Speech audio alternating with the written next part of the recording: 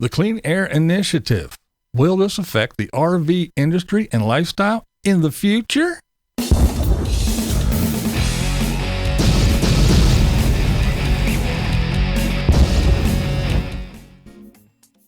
What is up, blind viewers? How is everybody doing today? All right, we want to talk about the Clean Air Initiative and its impact on the RV industry. Do you think it will have an impact? Well, it already started with, we heard about the small engine thing that California is starting, where off-road vehicles, gas-powered engines of all sorts, they want to ban these things and make them go away. And yes, that does include your generator. That's right, the generator that you use, and even the one that is attached to your rig, your RV, they want them to go away. Now, electricity, that's an option.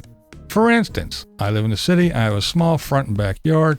I don't have a problem. I do have an electric lawnmower and a weed whip and all that stuff.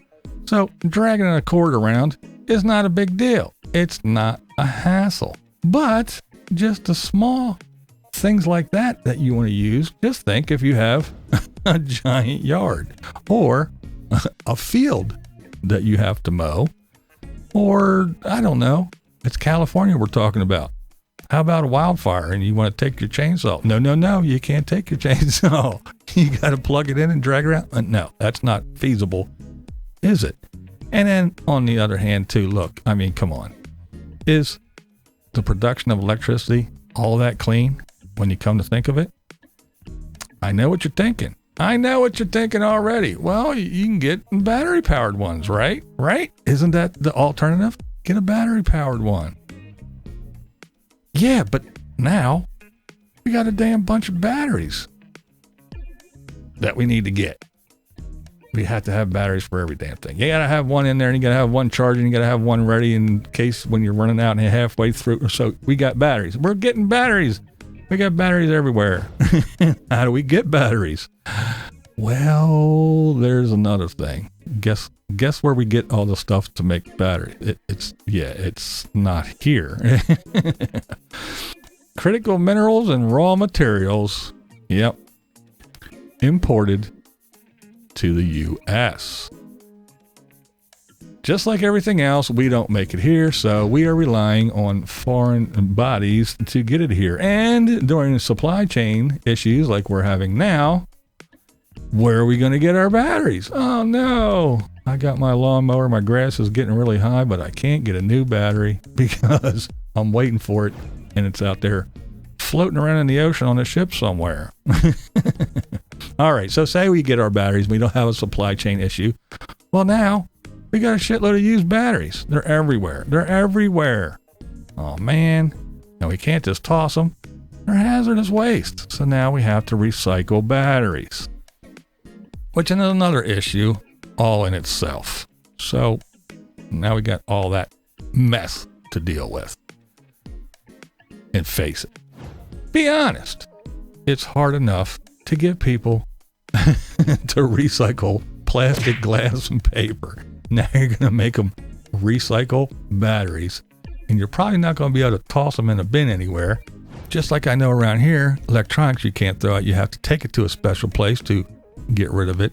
So now you have to take your batteries and get them recycled. You have to drive and take them to a certain spot.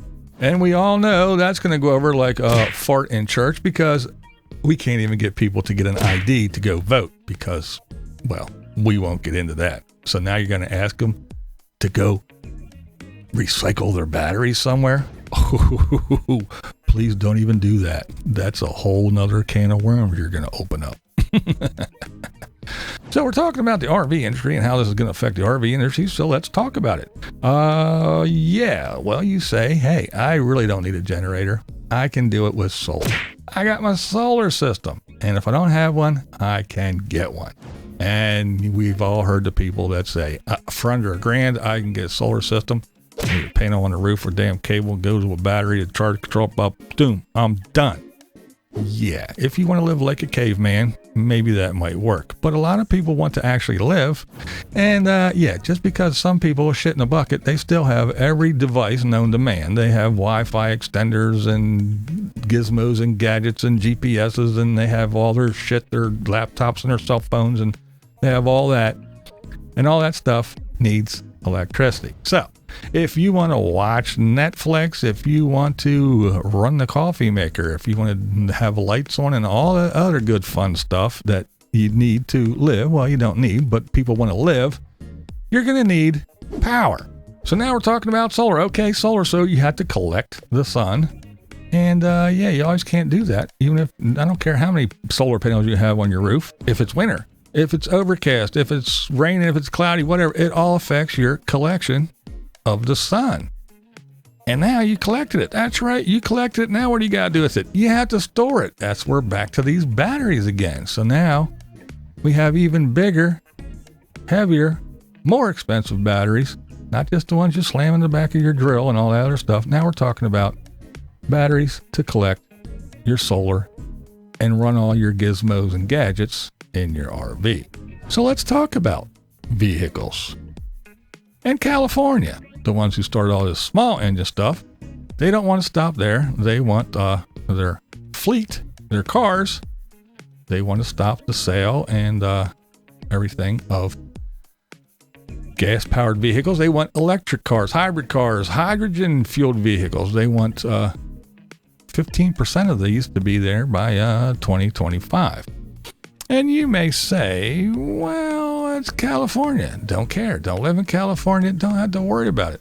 And I just won't go RVing in California. Yeah, but the thing is, what starts in California tends to wind up being a standard, an industry standard, and it winds up sweeping across the United States. I mean, the catalytic converters and seat belts and all kinds of things all started in California.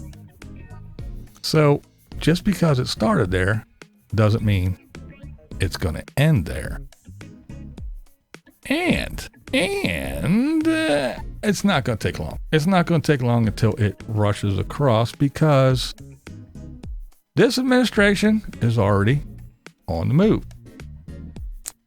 Biden's agenda calls for more stringent auto emission standards, tax breaks for electric cars, and he wants to invest in charging stations all across, which is not a bad thing. I'm not saying that it's bad. I'm not saying it's bad at all. I'm all for, kind of clearing up the air and all that stuff, but let's be realistic about it. And again, what are we seeing? Global EV battery manufacturing is concentrated in East Asia, South Korea, China, Japan, and on and on. And what don't you see? That's right, you don't see the good old US of A in there anywhere.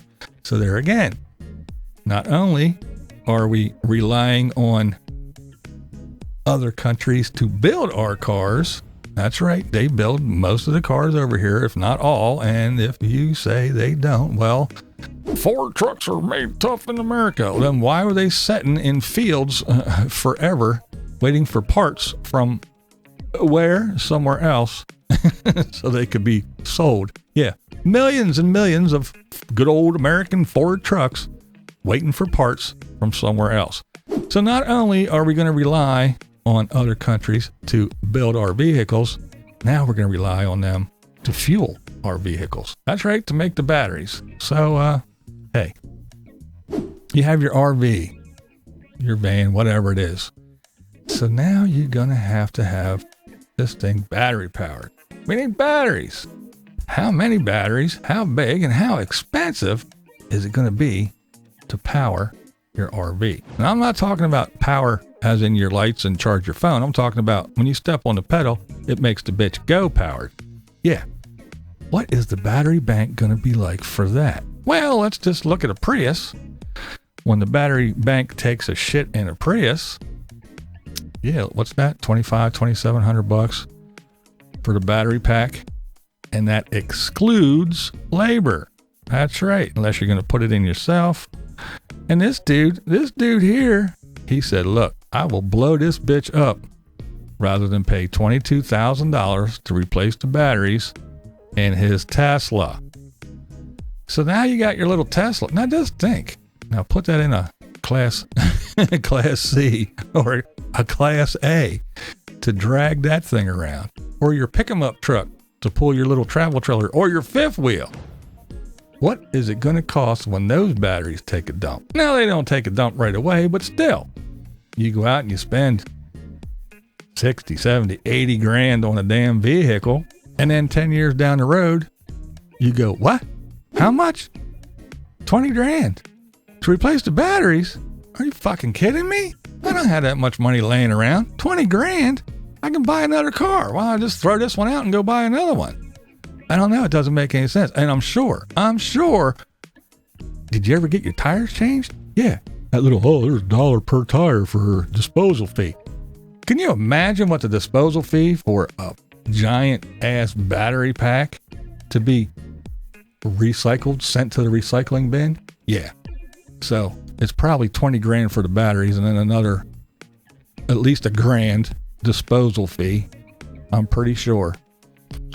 So yeah, it's going to be very, very, very expensive. So I guess in the future, when somebody says, hey, I'm a schoolie, I'm going to go out and buy me an old bus and I'm going to turn it into an RV. It's probably going to look something like this. That's right. Let's rip the seats out of this bad boy and let's just cross our fingers and hope and pray that these batteries aren't on their last leg. Because even though I only spent $5 grand on the bus, I'm going to have to spend 50 grand to replace all the fucking batteries in this thing when they don't work anymore. Uh-oh. We're coming up on 200,000 miles. It's probably time to replace all those batteries. I don't know. It could get a little dicey. So, what starts in Cali spreads rapidly. And tell me in the comments below, that's right, down below, you let me know. What do you think? Now, I'm not talking about tomorrow, and I'm not talking about next year. Yes, it's going to be years until all this shit goes through, but do you think that all this clean air initiative and everything is going to affect RV lifestyle and the industry? I know what my thoughts are, but hey, you don't have to agree with me. That is never the point here. The point is, this is Blind Views, and that's the way I see it. What we do here is go back.